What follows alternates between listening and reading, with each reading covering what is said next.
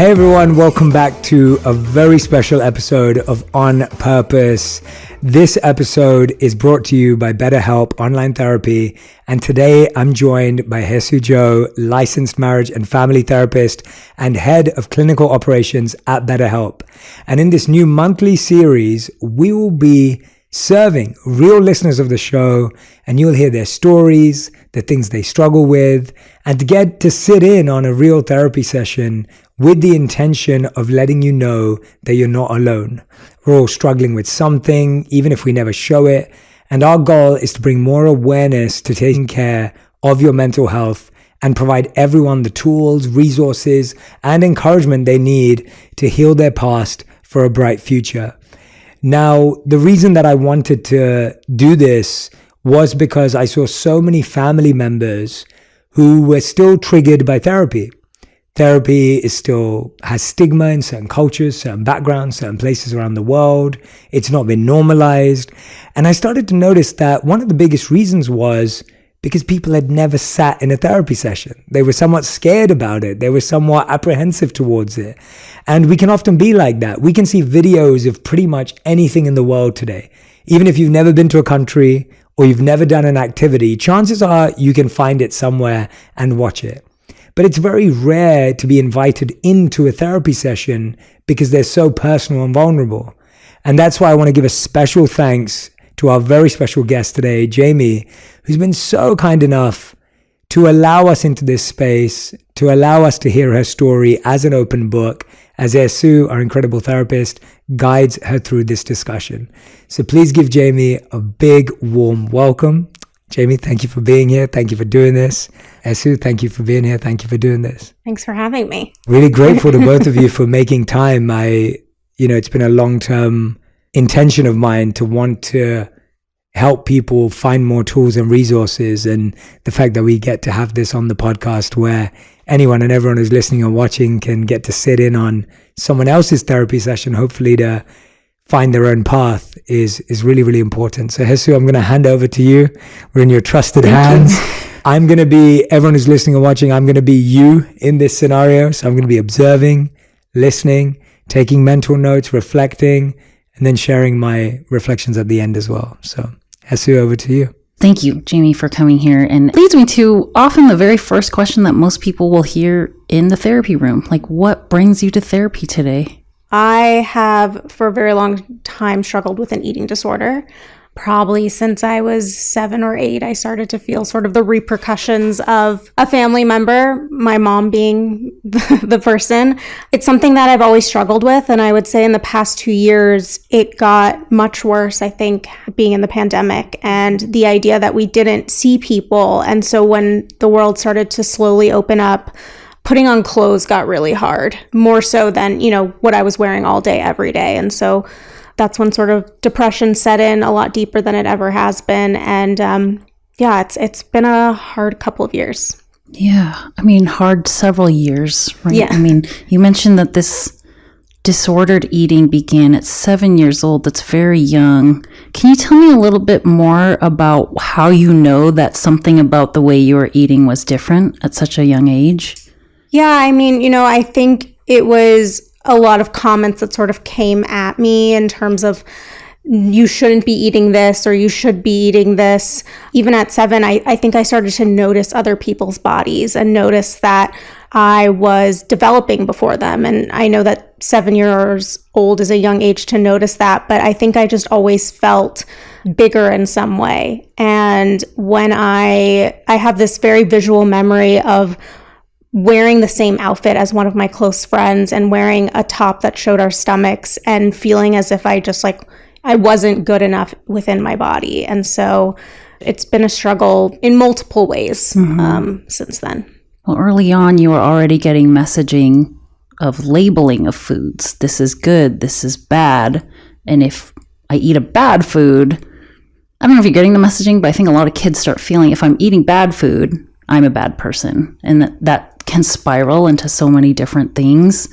Can you tell me a little bit more about the actual eating habits that you have challenges with? Like, would you say it's under eating, overeating? My eating habits are more in sort of the orthorexia sort of way of eating, which is more just like I'm very cognizant of eating healthy, or what I deem healthy, and the idea that certain foods are bad. And so I have a lot of shame around food. And so I would say that how many hours awake that I am throughout the day, there is usually a time period in which I'm thinking about my next meal. Should I be eating this? I actually really want this, but like, this isn't going to help me get to the place that I want to get in terms of the way that I want to look. My mind is constantly thinking through that, but food-wise, it is really what I deem healthy.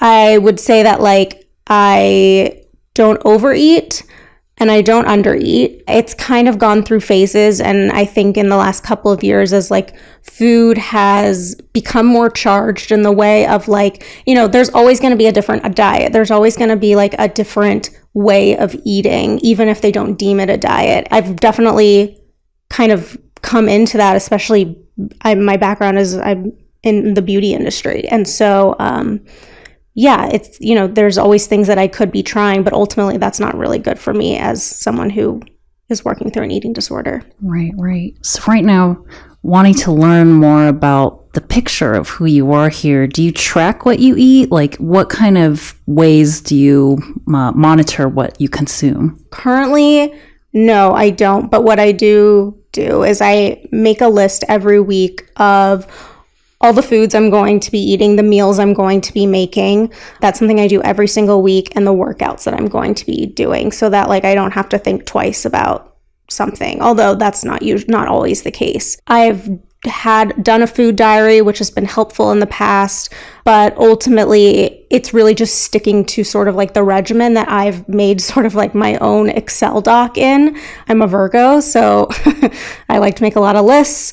And so that really just sort of is that's sort of how I lay it out in terms of the way that I function. Yeah. And you're already familiar with orthorexia, so I imagine you've also experienced at times like people don't recognize that this could be disordered, right? Because it looks like meal prepping. I'm healthy. I'm working out. I'm planning my life out. So at what point do you think you noticed this is beyond just like being healthy and mindful? I would say it was fairly recent, especially in the last 2 years. And I think I'm on social media quite a lot. For your job, I imagine. For my job, but also I am just like, I'm the person who sits there and it's like, I see something interesting and I will click and I'll go down that rabbit hole, following different people that I see. And also with trying to bring up more types of bodies right now, especially with body positivity and, you know, just looking at those different types of bodies, I sort of started to see that like how people were talking about their own bodies and appreciating them. I was like, wait, but this isn't like the body that I was shown when I was, 15, and the thing that I've wanted to emulate for so long. And now other people, want this type of body that I might not have wanted in the past. And so I started to sort of see that a little bit. But then I also had an experience a couple of years ago where I worked with someone to get off of ADD medicine. And it wasn't the right fit for me to work with this person. And it took away a lot of different foods within everything that I was eating. And it got a lot harder for the eating disorder. And weaning off of the ADD medication. Yeah, not that the ADD medication anyway sort of made me feel different. It was more of the idea that I was taking off grains and all these different types of foods essentially to not have the brain fog. And so because I was removing all of that from my diet, I saw I was losing weight. And when I stopped working with this person, I kind of just did my old thing. And so that really stressed me out, where I saw myself gain more weight. And the idea of that, I knew that I had such a strict regimen before that I was like, there's something not right here, because like I've never eaten unhealthy, as I'm saying in quotes, on my terms. But ultimately, working with this person was just the wrong fit. It worsened my eating disorder, and the idea of the orthorexia piece of that is just, I think I came to understand that like there was something wrong here. So when you mentioned it has gotten worse in the past couple of years, can you say more about what has gotten worse? Like you mentioned, like you're often thinking about food, what you're going to eat next. So when something is so pervasive in our mind and it consumes all of our time, that's like one of the first clues that it might be problematic.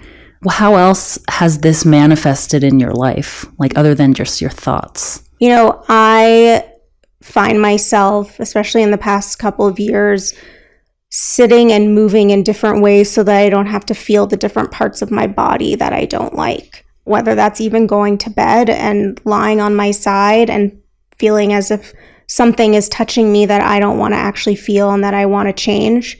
I will manipulate my body so that I don't have to feel that way. I also was wearing basically like the same outfit every day during the pandemic. And so I think in some way that got me to a place that I couldn't put on anything else because I didn't want to know how tight something might be. I mean, I of course was hoping that it would be much more loose on myself when I tried something on, but the idea that it could be tight would send me into a spiral and could send me straight to my bed where essentially I don't want to talk to anyone. I could be crying. It really all depends on sort of the situation. And I'll also add that I am on antidepressants. So if I happen to wake up the next morning before I take that antidepressant, there have been periods of time where I won't go to take it immediately. And I have a pretty short period, I've learned, from the time that I wake up to the time that I should be taking it, where I can essentially sort of stay in, you know, this sort of like more calm zone. And so I wouldn't go take my medication immediately. And so that chemical imbalance really showed itself and made it really hard to get out of bed. And, you know, sometimes my husband would have to pull me out of there and tell me to take my medication, which is exactly what I needed to do. What medication are you taking now? So I take Vibrate and I also take Wellbutrin. Okay, and so you're taking that regularly. And do you see a psychiatrist for this, or is it a general practitioner? Yeah, I see a psychiatrist. And how often do you see them for check-ins, that kind of stuff? Every 3 months. Every 3 months, okay. And you're happy with the services that you're getting there? Yeah, I have been on an antidepressant since I was 9. So I've changed up my antidepressants. I've felt a lot of shame and stigma being 9 years old and taking it, and took it maybe like a few times a week because I just didn't feel comfortable. I didn't understand why I took the medication. Mm-hmm. When I was 18, I went through something in college and decided to take my medication. And, you know, it's funny because all the things, you know, that I worry about with my body and the eating disorder and the things that I want to get better, my antidepressant has become like this light for me and is like this thing that I appreciate so much in my life. It's been a really important piece to sort of my recovery, and it's really important. Yeah. With the medication, you mentioned you've been taking it since you were a child. Have you also been in therapy that whole time, or when did the therapy journey for you begin? So I was put in therapy at 5, which my mom claims was play therapy. So I don't really know what that means, but I do have this very strong visual of me playing with toys in a woman's office. Mm-hmm. But I was in therapy until I was 18, and I hated it. Again, I didn't understand why I was in it. My therapist during high school is the last one that I really remember during that time period, and just didn't click with her. I didn't know what to say, and I constantly I was the one who had to talk. You know, there wasn't much of a conversation, which I know that in therapy it's very different for everyone and how everyone works, but it was really uncomfortable for me. And so I kind of swore off therapy for a really long time. Yeah, I mean, that's understandable if you did not know why you were there. It sounds like you were not there out of your own free will, yeah. Which is like a huge component of going into this process, is like identifying what it is that you want to work on. And it's complicated with kids. Like, kids are going to be put into therapy because their parents or their teachers are recognizing some kind of behavioral issue. Yeah. But as you mentioned, and like put so well, a 5-year-old is going to have a really hard time understanding like why they're even coming here. Mm-hmm. If they can have fun, that's great. Play therapy is a thing. I love it. I mean, you touched on not knowing why you're there. There's no rationale that was provided. Can you tell me a bit more about what else you hated about it? That the therapy that you hated? It's funny because my mom would say that they would tell me things that I didn't want to hear. And so that's why I hated it, which I think is just like, that's the whole gist of therapy. That's really why I hated it. And I I didn't want to be told the things that I didn't even really understand about myself. I mean, of course, I understand that now. I asked my mom a few years ago, like, why was I in therapy so young? Why did you put me on an antidepressant? And she never really has a clear answer. And I do want to caveat that, like, I am very close with my mom, and she's super supportive. You know, she just did things I didn't understand. And I've come to kind of learn that I always really wanted attention. And I think that maybe my parents, teachers at school, just like already always sort of like saw that as like acting out. I've always wanted attention also for my body. I wanted people to praise my body, to tell me that, like, wow, you've lost weight, or wow, like you look so great in those jeans, like what have you done? And I've never really gotten that. And the only person I did get it from was my mom, and it was the one person I never wanted to hear it from. And I still feel that way. Yeah, I don't even know if I answered your question. I think I got far from that. Yeah, I'm trying to get a sense of like what about your past therapy experiences that you really didn't like, and moving on from that, it's like what from these past experiences in therapy can you recall enjoying? Like, were there pieces and components that you did like? In college, when I started to take my antidepressant and sort of realized that I needed it, I also went to a therapist that happened to be like part of my college at the time. Mm-hmm. And I saw this. Not recommended by your mom. She probably told me to see a therapist, but she didn't have to say in who it was. And I saw this woman, and I remember really liking her, and also remembering coming back and that she couldn't be my therapist the next semester. I think it was because it felt more of a conversation. She was asking me questions versus me constantly being like, this is what happened today, or this is what's been going on in my life. And I don't think that I could articulate that as a kid. I think I still want that conversation in a therapy session. I don't think I would so much want, it would just be me, but I think it would be a lot easier now, just as I've grown as a person and sort of like know the different things about me that obviously I didn't know then. So now when you're entering therapy, something that is important to you is to be able to be involved in the conversation, to have a voice in what your goals are and what you're working on, mm-hmm. and even just having some structure and guidance from the therapist to like move towards something versus just like, what do you want to talk about today? Mm-hmm. Right now, what would you say are your main focuses and goals? Yeah, I mean, it's really getting to a place where I can feel good in my body. And I know that I've always said that I don't know if that will ever come. And there are days where that's even more charged than, I'm saying that now as like, I don't know if it'll ever come, but there are days where I'm like, it will actually never come. And so I want to be able to be comfortable in the body that I have in that moment, to not feel as if like, things feel really hard. Eating feels really hard, even though I'll happily eat, and I do enjoy food. And even saying that is like hard for me to say. I like get uncomfortable saying that because of the way that I feel about my body and the idea that like I want to look a certain way. And so ultimately it's just like being okay, because the amount of space that food and my body takes up is pretty terrifying. Is it ever debilitating? Yeah. Right. It's like consuming all of your mental energy. Uh-huh. Would you say that like thinking about food, planning food, avoiding food, has this gotten in the way of relationships or performance at work? So I would say, I'm married, and we have a great relationship, and he's very supportive in sort of anything that I want to do. But ultimately, yeah, it can get in the way. And I would even say that it gets in the way of libido. Granted, I am on antidepressants, and I know that libido and antidepressants is, not a great mix, or it doesn't mix. But ultimately, if I don't feel good in my body, like I don't want anyone to touch me. And I would say that like I have a very hard time being intimate in any way, because I don't even like want to feel my own body. So being touched is uncomfortable, even though it's coming from a supportive place.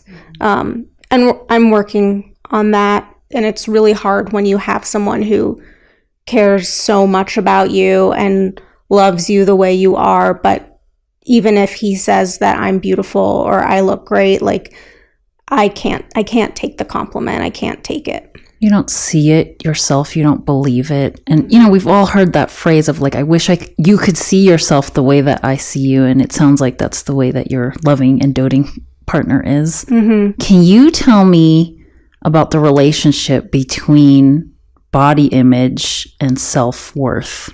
Yeah, I don't feel as if I'm worth a lot of different things in my life. I actually, so something that I do is, and this has only been in probably the last 6 months, is on my Instagram. I've been doing these stream of consciousness posts. I've never been a journaler. I'm a writer, so I don't know if that has anything to do with it. But all of a sudden I started to kind of, these certain memories sort of started to come up. And so when that would come up, I would go to my notes and just like quickly write down a paragraph of sort of the different things that are on my mind in terms of my eating disorder.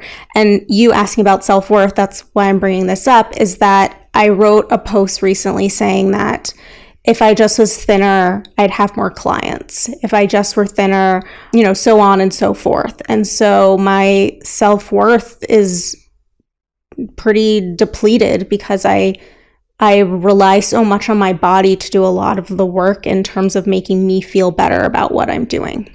You have this thing that comes up of, if I achieve a particular body type, then all these negative feelings will go away. I'll feel better about myself. I'll learn how to be happy with who I am. Like, where do those scripts come from for what is the ideal body type? Can you say more about like what is your prototype? Like, where does that come from? I think it comes from my mom. And I would say that's a big part of that. Although she's told me for a really long time that I can't blame her anymore. I haven't lived with her for years. But I don't know where else it comes from, to be honest. But it's always stuck with me. Mm-hmm. Like, I have different like visuals and sort of memories of like being a kid and, whether I'm like trying on a friend's jeans and the idea that they don't fit me. Mm-hmm. So like little things like that. So that would be an interesting exploration, I think, for us to continue at some point, is just like figuring out where this prototype comes from, to dissect it, because then once you really understand it, I think it makes it a little bit more achievable to start letting it go. Mm-hmm. To start unlearning that so you can relearn and recompose a different ideal body, which might be the one that you're in right now. Mm-hmm. I think it's fair to want to achieve certain things, whether that's increased strength, better balance, more stamina, more endurance. Having personal goals are important. So I think it's good for you to think about goals that are separate from, I want to lose 8 pounds. It's not really about the weight. It's, I want to be able to go up these stairs and not get winded. For you, it is, I'm hearing a lot about body image, not so much about fitness. Is that right? Yeah. I work out 5 to 6 times a week. Mm-hmm. And so I've come to learn that the working out piece is the consistent part. And also working out, sometimes that can stress me out too. If I see something on my body that I don't like, that I want to stop working out. I want to quit, but I keep moving through it. Mm-hmm. So I'm usually working out I always say that I work out because I think it mentally makes me feel better, but honestly, it doesn't really help with my stress. Mm-hmm. Doesn't help with my depression. It's just something that I know I need to do to have a better day, but ultimately all the other things are still going to bother me. Yeah. But I always think about food as being the thing that that is what's going to make a difference. And that's come pretty recently, knowing that the food is going to be the thing that's going to be the difference. It's not that the 30 minutes that I worked out on Monday, I should have done an hour. And that I felt that differently in the past, but those things have changed a little bit. Something that I think would be interesting for both of us is as we continue forward and have more conversations, redefining goals, right? It sounds like everything, when it comes to food, when it comes to your exercise routine and training your body, it all comes back to how you look. So my hope and sense is that someday you'd like to also incorporate goals around health. Mm-hmm. Yeah. And, I write about that. I mean, I just wrote an article about metabolic health. Like these are things that I'm researching and looking into all day long. And some of those things are things that I might want to try. But I also know that like these types of things, like, talking about a glucose monitor, that like that would probably might be dangerous for me at this point. And I might have not realized that, a couple of years ago. It might have been something that I just sort of like did immediately. And not to say that a glucose monitor is dangerous. I think they can be really helpful for people. But for me, as someone who was already like thinking about what I'm eating at all times, and the idea that I'd have to check back into something and be like more accountable than maybe I am sometimes, that it's just it could be more stressful.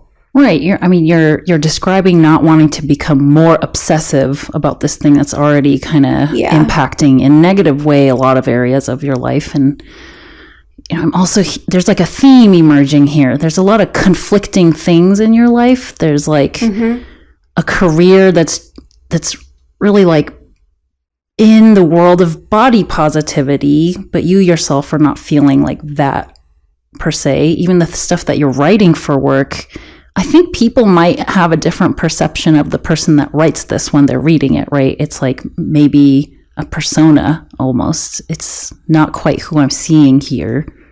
It's not a first person piece. So they probably don't, they're not necessarily focused on the person who's writing it so much. So, something that you said about the obsessiveness of sort of the eating, and also how we were talking about how like I like want to feel good in my body, but I also want to like lose the weight, that type of thing. I think honestly, I just want the obsessiveness to stop. Yes, of course, I want to lose the weight and I want to be happy in my body. I want all these different things that are conflicting, but if that could just quiet, like my mind could quiet and I could just stop thinking about it, that would be the most ideal, because there are very dark days when I can't get out of my head. Yeah. So that's our goal. Kind of zeroing in on this thing that has taken over your mind space. And then, as we work on those kinds of things, other stuff begins to unfold. And I really, really appreciate you being so open and answering all these questions so honestly, because I think it helped us identify something here, which is what you really want first is to address the obsessiveness. Yeah. The racing thoughts, the rumination, the dwelling, Totally. And I think as someone who's like pretty, doing those Instagram posts, and, I talk about to people about their own mental health all day, as I have my own mental health platform. It's something that I created with my husband because we wanted to be able to tell other people's stories to make them not feel so alone.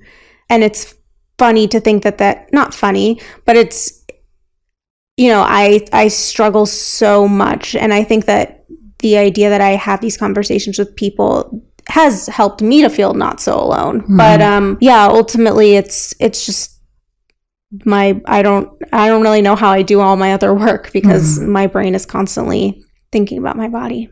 Yeah. You said not funny, probably some irony. Right. So, and Jamie, thank you so much for that.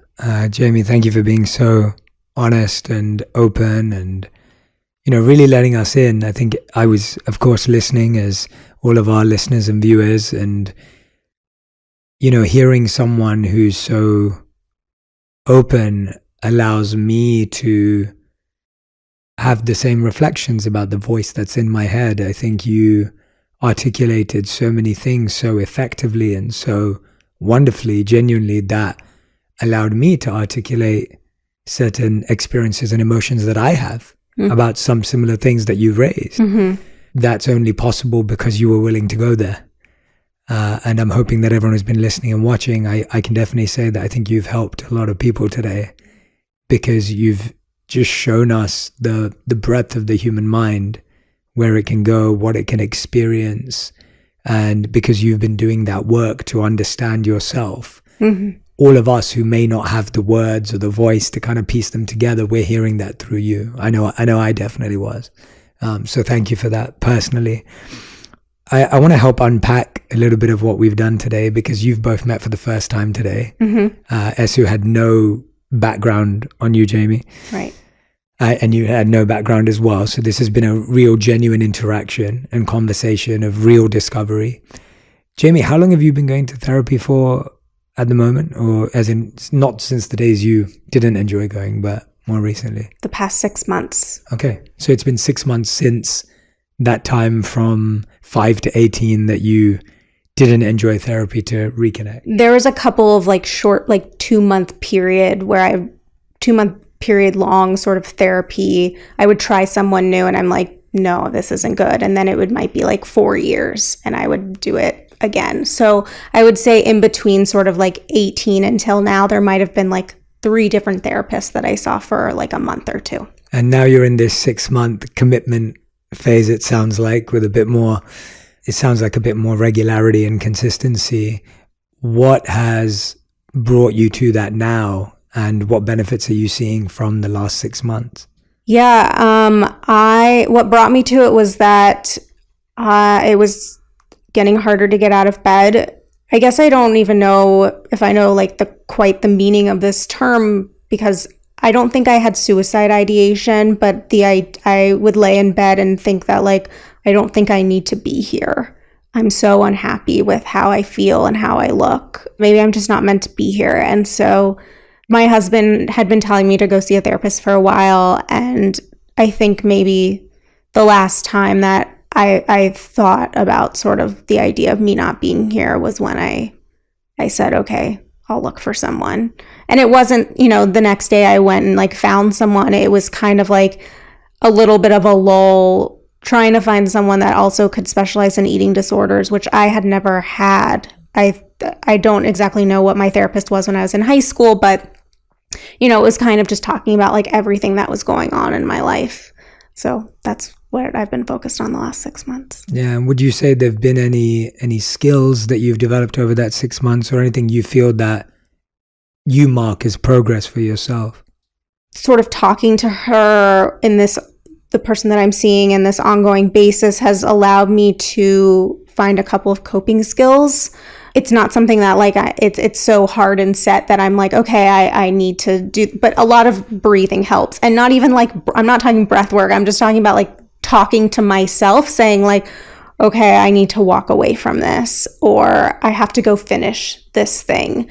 That was something that I had to do a lot of when I was just on vacation a couple of weeks ago, because it was the first time I had worn a bathing suit in a long time and worn different things that I hadn't worn in the past year or so. And so I was really scared to go on that vacation, as exciting as it was, because I didn't want my stress and anxiety and panic to get in the way of my husband and I having a good time. Mm-hmm. And I was able to get through that. Thank you for sharing that. And Hesu, as well, for you, like, just to give people a bit of an insight, when you're meeting a new prospective client or someone that you're having a conversation with in this situation, what are you trying to do? Like, what is your process? Because I think just for, obviously here we have Jamie, who's very happy to be open, and she's been so kind in letting us in. A lot of people who may be listening and watching may be just like, well, how do I be so open with a stranger? And like, I don't know if I feel comfortable. And just to let them in a bit to your process, what are you trying to do? Of course, I think you have a wonderful skill at making someone feel comfortable and not being invasive. You are very protective of someone's safety and how far they want to go. But could you help us understand a bit more of that? Yeah, great question. I think, initially the big thing for many therapists, if not most, I hope all, is to build rapport. It's like, it's part of our textbook training, is like, if this person doesn't feel safe, it's not about them trusting you as an individual. It's, do they feel safe in this room?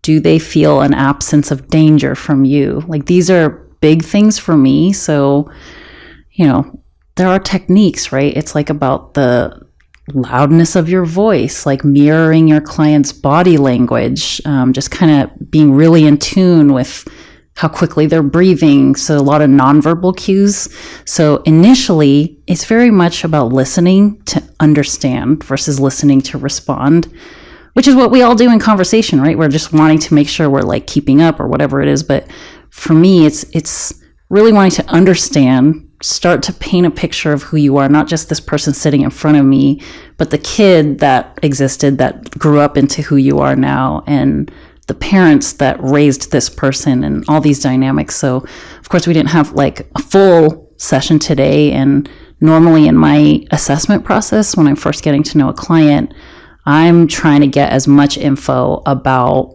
family dynamics. If you weren't raised by your biological parents, then finding a bit more about like what that situation looked like. And that's because of my approach as a therapist. It is important for me to kind of start poking around childhood. And I always ask my clients, are you comfortable with this? Because some clients don't want to go there. And it's not necessary. You don't have to go there to start learning some real skills to start coping with today's challenges. But when my clients do let me in there, I'll definitely want to go down that rabbit hole. Because there's just so much stuff that happened to us as children that we didn't understand at the time, meaning we probably still don't understand it now. So having a space now to process it, connect it with our current emotions and relationship styles, the ways that we attach with other people, that becomes very important to me. There's something that therapists do that I'm sure everybody's aware of if they've been in therapy, is paraphrasing, is saying back to you essentially what you just said, maybe rewording it a little bit, and maybe adding like a little bit of my own insight here and there. And this creates the experience of like, she really heard me. You know, she's not putting her own stuff into this. She just wants to continue hearing me and seeing me. And that's definitely a big intention of mine, is I want this person to feel validated. If, you know, sometimes that might be the first time somebody's really felt seen in that way. My hope always for a new client and even more seasoned clients, like more established clients, is that they know that when they come to see me, it's always still going to be about them. I'm not ever going to flip the conversation to make it about me. And, you know, therapists sometimes use something called self-disclosure, which is just like giving you some nuggets about who I am. And you have to be really intentional about doing that. And it's very clear, even if the client can't articulate what's going on, when a therapist is like overly using self-disclosure for reasons that aren't very productive or leading to anything good for the client, clients know that. They can feel it. Something about the session doesn't feel right. When they leave, they don't feel as satisfied. So that's like some of the initial process. Very useful. Yeah, I think those are really useful insights for people to be aware of what it feels like, what it looks like, why someone is doing that. Like you said, it may feel strange in your first session as to like, why does this person keep repeating what I'm saying? But there's a reason for it. You know, there's a reason to try and listen in. I want to ask you both one last question, and of course, happy for you to share anything that's on your heart or mind. Jamie, for you, as someone who's had, you know, a variety of different therapy experiences, without choice, now with choice, even the idea of, people often refer to the idea of dating is like finding a therapist. Like you're kind of like, oh, 2 months. Okay, nope. Okay, yeah, right. What would you say are some things that were important to you, or that if people are listening and watching and they're in that process, that you could say, here, these are things that worked for me, or these are things that I was looking for. If there were 3 things that were very important that helped you find someone that you now are consistently seeing for 6 months. Specialty was really important. And I would say that there are a lot, it is harder to filter eating disorders.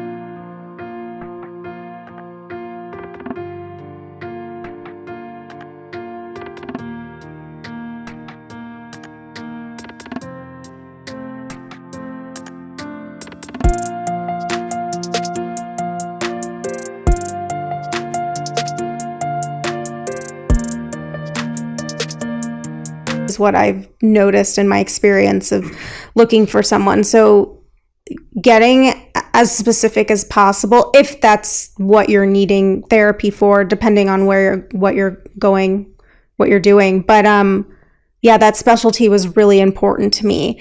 before I found the therapist who I'm seeing now, I spoke to someone else. And it was necessary to kind of go through that process of talking to someone and realizing this isn't, she was like a little too soft-spoken for me. And sort of also understanding what I need from like a conversation sort of perspective is that I need someone who will also, talk back to me, give me the advice versus say like, what's on your mind today? And so I kind of was taking notes as I was going through the process of finding a therapist that like, I really like it when she gives me this feedback. And that was really important. And that was something that absolutely didn't happen from, being a kid until I was 18 and having those discussions with my therapist then. Yeah, that's great. I find that really useful. I even think even making someone aware of that is so useful. So is there anything that clients make you aware of, any questions they ask you that you think actually improves the relationship? If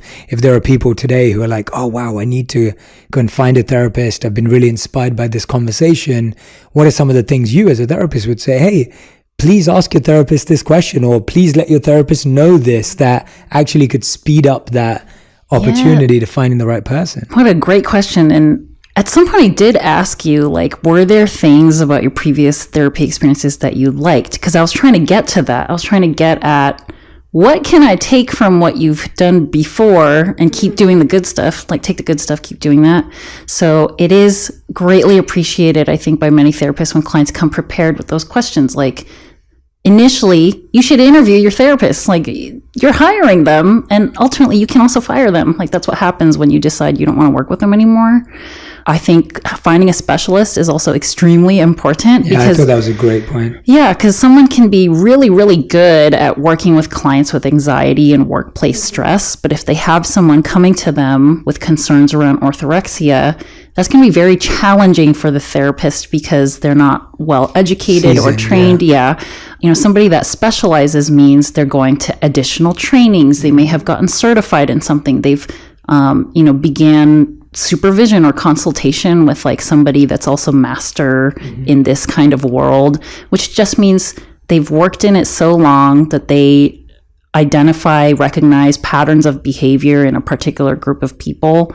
And so from there, you can start thinking about really specific coping skills, specific ways to help people build those skills to help cope with life. Because somebody that's like really good at getting you to think about how to cope with workplace stress is not really going to understand, like, but you're meal prepping. That's a good thing, right? So it's okay for clients to ask all their questions about the therapist and come to the conclusion that they're not the right person, because that's what the therapist wants too. We have a code of ethics to keep the public safe. And one of those pieces is you are not to work with clients that are outside of your scope of competence, right? Like, if I have zero training, exposure, and understanding of any eating disorders, it would be a disservice to you to try to work with you through this thing that I don't really know much about. I didn't say a specific question, but clients, please feel, that you have the permission. Of course, you should be asking questions and interviewing this person to see if they're a good fit for you. Yeah, I actually think that's a really great piece of feedback, because often people think of therapists as their authority. And so there's a sense of like, oh, no, this person's going to tell me. But actually in the beginning, before you're being guided, there is this interview process of making sure the person's compatible and right for you. So. And it took me a long time to get there. That's what I mean. Yeah. Like, I'm in my 30s now, and, the last time I saw someone for like 2 months at a time, I was in my 20s and definitely didn't ask any question. I just was kind of like, all right, I'm just going to go in and I'll hear what this person has to say. But yeah, that was a learned skill for sure. Yeah. Are there any final words that either of you want to share with our community or our audience today, or each other?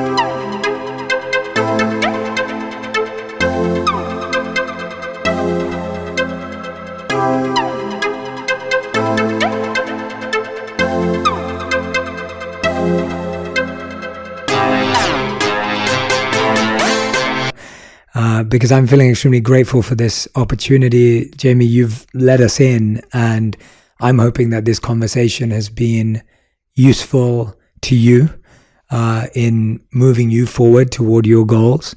I'm obviously hoping that this relationship continues. You know, Jesus, I think you've been so kind as well and generous with your time to truly sit with Jamie and help guide this discussion as well, and your insights towards the end there. But any last few words from either of you? I would just say that, I think the reason that I've become, because I know that it's not easy to talk to a therapist or talk to anyone about your mental health and what's going on. And I said I've always been an open book and really vulnerable, it's only been the past couple of years that I've openly talked about sort of my antidepressant or my eating disorder. And ultimately, I just want to say that I do that because I want to help people feel not so alone. And that's also why, like I said, I had started And Repeat with my husband, our mental health platform. But the thing is I'm going through it as I'm talking to all these people. So thank you. And thank you for both having me. No, you're definitely helping people not feel alone, and your vulnerability is definitely helping this community. So thank you so much. Thanks. All the more thank you.